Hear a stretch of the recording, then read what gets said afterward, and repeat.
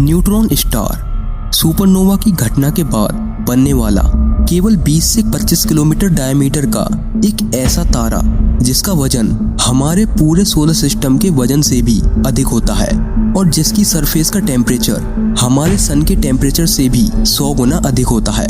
यहाँ तक कि एक न्यूट्रॉन स्टार का ग्रेविटेशनल फोर्स यानी कि गुरुत्वाकर्षण बल इतना अधिक होता है कि इसका असर इससे करोड़ों किलोमीटर दूर किसी ग्रह पर भी देखा जा सकता है। लेकिन क्या होगा अगर एक न्यूट्रॉन स्टार हमारे सोलर सिस्टम में आ जाए, और या फिर क्योंकि एक न्यूट्रॉन स्टार एक नॉर्मल स्टार में सुपरनोवा की घटना के बाद ही बनता है, तो क्या होगा अगर हमारे सोलर सिस्टम का स्टार यानी कि हमारा सन एक न्यूट्रॉन स्टार में बदल जाए।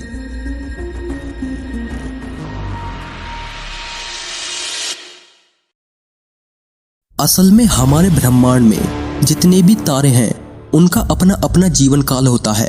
तारों का जीवन काल उनके वजन पर निर्भर करता है। जिस तारे का वजन जितना कम होता है उसका जीवन काल उतना ही अधिक होता है। जब किसी तारे के अंदर हाइड्रोजन के मॉलिक्यूल्स आपस में टकराते हैं तो वो हीलियम का निर्माण करते हैं, जिससे उस तारे को ऊर्जा मिलती है। तारों की ये ऊर्जा तारे के सेंटर से उसके सरफेस की ओर फोर्स लगाती है और तारे के गुरुत्वाकर्षण का फोर्स सरफेस से सेंटर की ओर लगता है। ये दोनों फोर्स एक दूसरे को कैंसिल कर देते हैं और एक तारा स्टेबल बना रहता है। लेकिन जब एक तारे की सारी ऊर्जा खत्म हो जाती है तो सेंटर से सरफेस की ओर लगने वाला फोर्स खत्म हो जाता है और केवल ग्रेविटेशनल फोर्स बचता है जो कि तारे की सतह को उसके सेंटर की ओर खींचने लगता है। इसी घटना को सुपरनोवा के नाम से जाना जाता है। तारों में सुपरनोवा की घटना उसके वजन पर निर्भर करती है।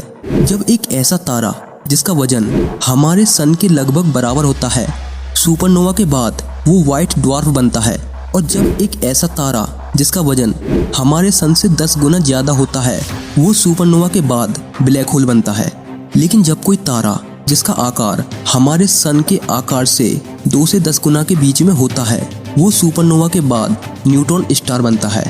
न्यूट्रॉन स्टार हमारे ब्रह्मांड में पाया जाने वाला ब्लैक होल के बाद दूसरा सबसे ज़्यादा घनत्व वाला तारा है। न्यूट्रॉन स्टार का घनत्व इतना अधिक होता है कि अगर न्यूट्रॉन स्टार के एक चीनी के दाने के बराबर एक टुकड़ा लिया जाए तो उसमें लाखों टन तक वजन होता है। एक न्यूट्रॉन स्टार का ग्रेविटेशनल फोर्स हमारी अर्थ के ग्रेविटेशनल फोर्स से लगभग 2000 करोड़ गुना ज़्यादा होता है। इन सभी बातों से पता चलता है कि एक न्यूट्रॉन स्टार कितना खतरनाक हो सकता है। लेकिन क्या होगा अगर एक न्यूट्रॉन स्टार हमारे सोलर सिस्टम में आ जाए या फिर हमारा सन ही एक न्यूट्रॉन स्टार में बदल जाए। जैसा कि मैं पहले ही बता चुका हूँ कि एक न्यूट्रॉन स्टार एक ऐसे तारे में सुपरनोवा की घटना के बाद बनता है जिसका वजन हमारे सन के वजन से 2 से 10 गुना ज़्यादा होता है। इसका मतलब हमारे सन का साइज इतना बड़ा नहीं है कि वो सुपरनोवा के बाद एक न्यूट्रॉन स्टार में बदल सके। लेकिन क्या होगा अगर एक न्यूट्रॉन स्टार हमारे सोलर सिस्टम में आ जाए? केवल एक न्यूट्रॉन स्टार हमारी अर्थ ही नहीं बल्कि हमारे पूरे सोलर सिस्टम को तबाह करने के लिए काफ़ी है। न्यूट्रॉन स्टार के ग्रेविटेशनल फोर्स के कारण हमारे सोलर सिस्टम के सभी ग्रह अपनी अपनी अक्ष से भटककर इधर उधर गति करने लगेंगे और सभी एस्ट्रॉयड भी अलग अलग दिशाओं में चलने लगेंगे। अपनी अक्ष से भटकने पर पृथ्वी की सूरज से दूरी बढ़ने लग जाएगी, जिससे पृथ्वी का टेम्परेचर घटने लग जाएगा और पृथ्वी का सारा पानी जमना शुरू हो जाएगा और कुछ ही वक्त में पृथ्वी का जीवन समाप्त हो जाएगा। और या फिर पृथ्वी के अपने अक्ष बदलने पर परिस्थितियां इसके बिल्कुल अपोजिट हो सकती हैं।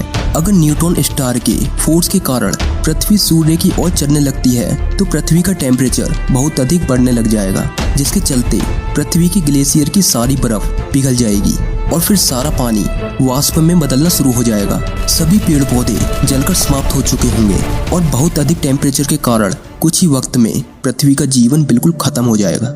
इसके अलावा एक पॉसिबिलिटी ये है कि न्यूट्रॉन स्टार हमारे सन के साथ मिलकर एक बाइनरी स्टार का निर्माण कर ले, जिसके चलते न्यूट्रॉन स्टार सन की सारी ऊर्जा को समाप्त कर देगा।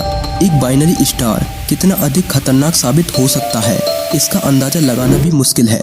लेकिन एक न्यूट्रॉन स्टार का हमारे सोलर सिस्टम में आना केवल एक काल्पनिक घटना है, क्योंकि पृथ्वी के सबसे करीब खोजा गया न्यूट्रॉन स्टार इससे लगभग 400 लाइट ईयर दूर है।